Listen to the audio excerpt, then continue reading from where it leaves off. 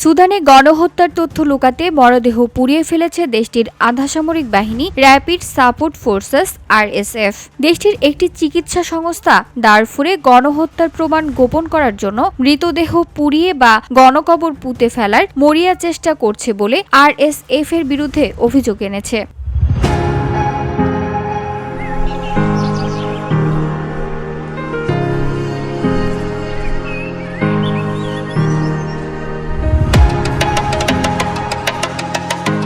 Sudan doctors network রোববার জানিয়েছে, গত ২৬ অক্টোবর রক্তাক্ত হামলার পর শহর দখলের পর আধাসামরিক বাহিনী সুদানে পশ্চিম দারফুর অঞ্চলে এল ফাসেরের রাস্তা থেকে শত শত মৃতদেহ তুলে নিয়ে গেছে। সংস্থাটি বলছে, সশস্ত্র এই গোষ্ঠীর অপরাধ গোপন বা পুড়িয়ে মুছে ফেলা যাবে না।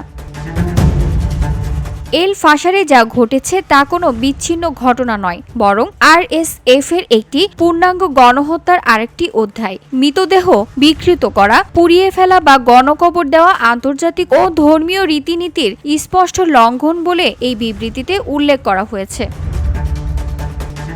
মর্গান বলেছেন, পালিয়ে আসা লোকজন আল জাজিরাকে জানিয়েছে তারা আরএসএফ যোদ্ধাদের পোস্ট করা সোশ্যাল মিডিয়া ভিডিও থেকে তাদের স্বজনদের মৃত্যুর কথা জানতে পেরেছেন। এই গোষ্ঠীটি শহর দখল করার পর থেকে চরম সহিংসতার বেশ কয়েকটি ভিডিও সামাজিক যোগাযোগ মাধ্যমে ছড়িয়ে পড়েছে। VOD Bangla news desk.